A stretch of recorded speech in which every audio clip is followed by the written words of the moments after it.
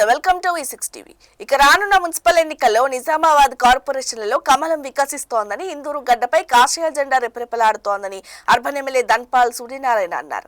గురువారం కార్పొరేషన్ పరిధిలోని 43, 52, 28, 51, 14 మరియు 15వ డివిజన్లలో కోటి రూపాయల నిధులతో చేపట్టిన అభివృద్ధి పనులకు భూమి పూజలు చేశారు. ఈ సందర్భంగా ధన్పాల్ మాట్లాడుతూ నరేంద్ర మోడీ ప్రధానమంత్రి పదవికి వచ్చిన తర్వాత భారతదేశం తిరుగులేని శక్తిగా ఎదుగుతోందని, ప్రపంచంలోని అనేక దేశాల్లో యుద్ధ వాతావరణం నెలకొని ఆర్థికంగా చతికిల పడిపోయాయని అన్నారు. ఆ దేశాల్లో జీవిస్తున్న ప్రజల ప్రాణాలకు రక్షణ కూడా లేకుండా పోయిందని అన్నారు.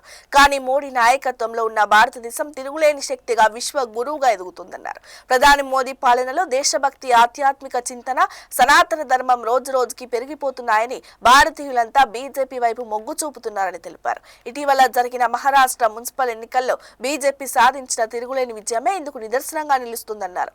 రాష్ట్ర ప్రభుత్వం అమలు చేస్తున్న సన్నబియ్యం, ఇంటింటికి మంచినీరు, డబుల్ బెడ్రూమ్ ఇళ్లు మరియు రేషన్ కార్డులు ఇలా ప్రతి పథకంలో కేంద్ర ప్రభుత్వం వాటా ఉందని, కానీ అంతా తామే చేస్తున్నామని రాష్ట్ర ప్రభుత్వం గొప్పలు చెప్పుకోవడం వింతగా ఉందని ఎద్దేవా చేశారు. కాంగ్రెస్ మరియు టీఆర్ఎస్ రెండు కూడా కుటుంబ పార్టీలేనని, నిజమైన ప్రజాస్వామ్యంతో నడిచే బీజేపీ పార్టీ మాత్రమే సబ్కా సాత్, సబ్కా వికాస్, సబ్కా విశ్వాస్ మరియు సబ్కా ప్రయాస్ అనే నినాదాలతో పనిచేస్తోందని అన్నారు. గతంలో జరిగిన మున్సిపల్ ఎన్నికల్లో అత్యధిక సీట్లు సాధించినప్పటికీ కేవలం 2-3 సీట్ల తేడాతో కార్పొరేషన్ సీటు కోల్పోయామని, అనైతిక హక్కులతో మేయర్ పీఠం దక్కించుకున్న ఎంఐఎం బీఆర్ఎస్ నగరానికి చేసిందేమీ లేదని గుర్తు చేశారు.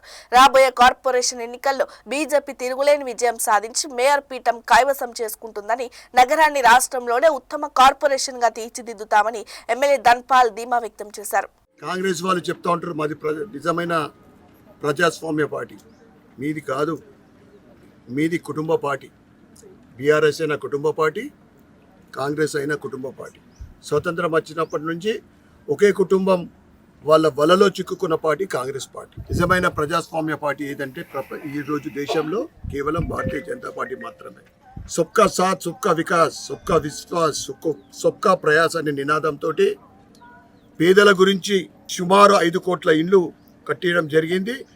అది మతాలకు అతీతంగా, కులాలకు అతీతంగా, రాజకీయ పార్టీలకు అతీతంగా సుమారు 1.5 కోట్లు అంటే మైనార్టీ మహిళలకు ఆవాస్ యోజన కింద ఇండ్లు ఇవ్వడం జరిగింది. అదేవిధంగా 5 కిలోల 6 కిలోల ఈ రాష్ట్ర ప్రభుత్వం ఇస్తున్న, మేమే సన్నబియ్యం ఇస్తున్నాం అంటున్నారు. దాంట్లో మోడీ గారి ఫోటో ఉండదు. ఏదైతే అత్యధిక శాతం 5 కిలోలు బియ్యం ఇస్తున్న దాంట్లో కేంద్రం ఇస్తూ ఉంది.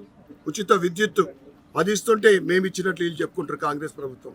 మీరు ఇచ్చిన అన్ని హామీలు ఏ ఒక్కటి అమలు పరిచని కాంగ్రెస్ ప్రభుత్వము ఇప్పుడు వచ్చి ఓటు అడుగు, ఏ ముఖం పెట్టుకొని మీరు ఓటు అడుగుతారని అడుగుతా ఉన్నా.